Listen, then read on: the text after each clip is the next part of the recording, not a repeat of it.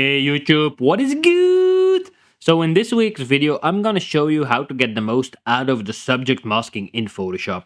It's like a little trick, but it will make a complete difference when Photoshop has to select automatically subjects.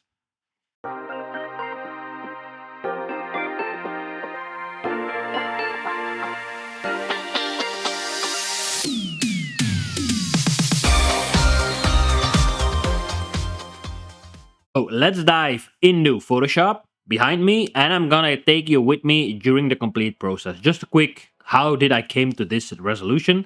I started retouching a series I did with Jennifer last week in the studio, but there is a slight problem. She was shot dark hair against a dark background, and on top of that, she was completely dark, like low-key images. But I wanted to completely remove the background in post-production, and for that I had to be sure that I did not take out any hair from her while painting over the backdrop. I'm gonna take you with me in Photoshop and then I can show you it's the most practical way, so let's just dive in.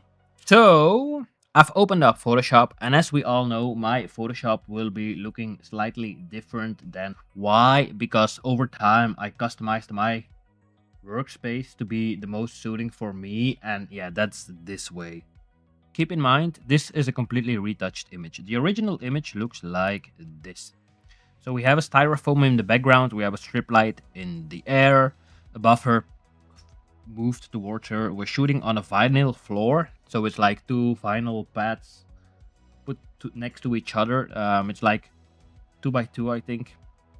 And then what I'm gonna do is, like, this is the after, this is the before shot. So you can see there's a pretty big difference in my opinion. So what I'm gonna do is we're gonna start from scratch, and I'm gonna show you how I actually removed the background. Now let's do right click, duplicate layer, select destination new. So now we have the original file on a separate layer and a new document in general. Now, how do we paint away this? Because it is black, it's not something really difficult, and there should be a quick fix. You just put a new layer by pressing the little plus icon below. You take your normal brush, an opacity of 60, you hold down the Alt or Option key on a Mac, we make it bigger, and then we just slightly paint over it. If we missed it, we just take a eraser tool and we just go over it. Now, if we don't want to be destructive, we use a layer mask. And then we paint black because black conceals. And we paint black over, with a brush, we paint black over the layer mask. And then white if we miss some spots. And there we go. So nothing too complicated. But there is a big but. If we remove this layer again, there should be a quick fix. So we have the moving around bar. How is it called? It's called the contextual bar. It's this little tool. If we tab it, window, contextual bar, you have like a floating bar. It should be somewhere on your screen. And then we just do select subject. If we do select subject, you will see what it does. It selects the model. Now, it is selected completely, but Photoshop is not able to see in the darks. So a quick fix for that, which is why this YouTube video came to life, it's the same here. Like, this is the original one, this is a retouched one. So if we do the same with this, we do duplicate layer, we go to a new document. Okay, as you can see, this is the setup. So again, a styrofoam in black, strip box. So if we duplicate this layer again, we do then select subject. You will see that it selects the subject pretty nicely. The first time I did it, it was completely wrong. So that's how I came up with the ID. So let's imagine Photoshop doesn't do a good job. There are some quick tips and tricks. So what we can do first is put an adjustment layer on top of it, which is a curves adjustment layer. And you just drag the middle point, because these are the midtones, up to a certain point that you actually see the hair floating around. Now, if we then merge everything together, because we want to make a mask based on this image, and to merge everything together with holding the layers below it, there's a shortcut. It's not an easy one, but there's a shortcut, and that's Control Shift Alt E, which makes a stamp layer with from all the layers below it, but it keeps the layers below it. And if we now do select subject, Photoshop will base its selection. As you can see, it's just a lot more detailed in the hairs because you gave it more information to make the mask on top of it. But now we have, of course, this layer. We don't want it on this layer. We want to have a backup layer for with disk mask. The quickest way to get that is just create a new layer. And by holding down the Alt or Option key and clicking on the layer mask icon, we have just created a mask. And as you can see, it's a really nice mask. You have all the little hairs going. Now, because we can see there's a small hole in the dress. It's not a dress, but it's a draped cloth. There's a quick way to fix that. I'm going to mention that later on. But for now, this is how you do it. So if we go back to this document, I'm going to just do select subject. I'm going to create a mask. So if we do new, create a mask. This is how the layer mask looks now in the hair. If we do the same process like we did before, so we did curves, we put everything up pretty high, we merge everything together by using the shortcut again, Ctrl Shift Alt E. Then we do again select subject, nothing too crazy, we let Photoshop do its magic. We then create a new layer, holding down the Alt or Option key, clicking on the layer mask. And that's the layer we have now. You see the little hairs that are going on compared to this mask. You see the difference. It just detects a lot more. Like here, all the fine hairs, it just sees more because we helped it aid in selecting the things it didn't see before. So, keeping that in mind, what we can do now is just remove the merged layer. So we remove this layer. And now we have a backup of this layer on this transparent layer, which does nothing, but which has the mask attached to it. So if we hold down the Alt key, you can see, like I mentioned earlier, we still have this little hole. If we hold down the Alt and Shift key and we click on the layer mask, we can actually see the mask in a red kind of way. You can change that color, but that's not for now. And then you just take a normal brush, everything at 100%, and you just paint like over it. And if you see parts it missed, you can actually just like fix it with just painting. Like here it missed a little part, so we just paint over it, and that's about it. But now you have the mask. Now you say like, yeah, but I got it now on a transparent mask. How do I actually use it? Well, there's the quick fix. We also have to remove, of course, the brighter layer. So we're going to remove this one with doing the backspace button, or instead of that, you can just click on the layer and just drag it to the trash can below. And now we have the mask.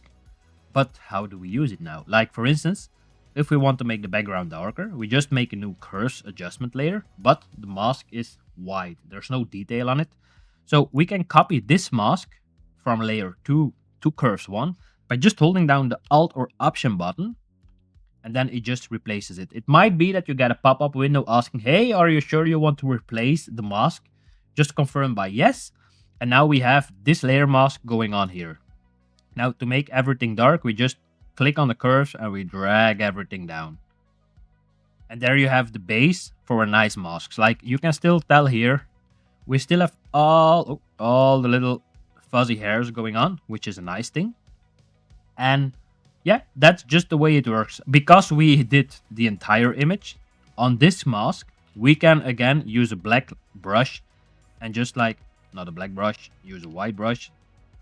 And then we can just bring back the parts we want to bring back. And with black, we can paint it back again like this, like this. And even though this we are not able to retouch, in this case, you can just adjust it by painting over it. Now if we go to here, we had the layer mask already. Let's see with Alt and Shift how the mask is looking. We see that we need a little bit more here below. We just paint on top of it. There we go. Nothing too crazy. We can zoom in, have a look at everything. Looks fine. Don't be too picky about the mask as well, but like should be fine. Then we remove the layer we merged, so layer 3 in this case. We remove the curves layer, and then we just have this. Now, if we want everything darker, we just do curves. We drag everything down. We click on the layer mask we created, and then we hold down the Option or Alt key. We go over it, and we just drop it. And then here you can see like bright, dark. Now you can also invert this layer mask, meaning if you invert it, there will be another way so that you can adjust only gen in this case and not the background. So if you're doing like, for instance, let's do a color adjustment, color balance. We drag the mask over it. To invert a layer mask, we do Control or Command I. Then you see that everything is selected on her, but not in the background. Then we can just say like, hey, I want her to be like a little bit more yellowish, a little bit more orange. So now we have only adjusted her. Okay, we adjusted the cloth as well. So you could do it like this, use a black brush, and then just slightly paint over it like that, because we don't want the wet cloth to be included. And that's how you can actually target specific areas in an image. Now, it all might seem a bit confusing, so let me do it one more time, just to make sure that you have it. So let's undo everything. So you have an image, which is against a darker background, but you want to make a nice selection. Depending on what you want to do later with that selection, you just create a curves adjustment layer to make everything brighter. In the center, you click, you drag up, like that.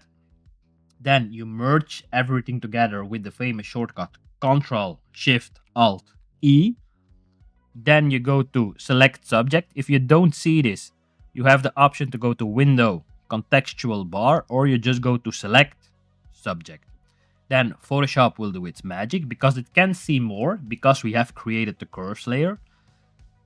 Then we just create by holding down the plus button on the right side below. And then on the mask, we hold down the Alt key, click on it, and then we have a layer mask like this. After this step, we can just remove the merge layer, so layer 1, excuse me, and we can remove the curves layer. And then now we have a backup of the layer on just a separate transparent layer, which we can use however we want. So what I'm normally doing is calling this mask backup.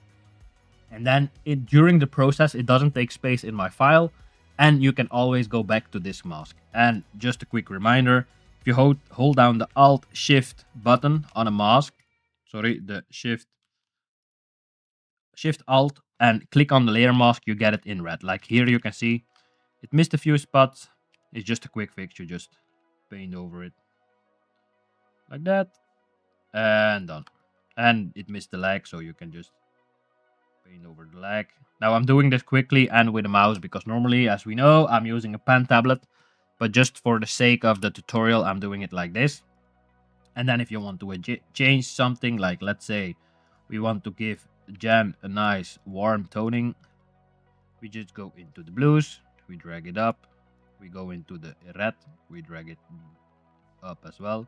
And you go like, yeah, but you changed the background. Yeah, but I can invert the layer mask by hitting Ctrl Command I. And now only she is adjusted in the way we want. I hope this was a useful tutorial. If that's the case, let me know below. Give me some likes, share this video with everybody you know, because it's a really useful tip and really handy sometimes when you need to make masks in a darker environment in low-key settings.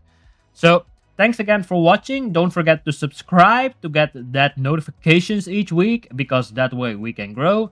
Thanks a lot, and then I'll see you when I see you. Ciao, ciao.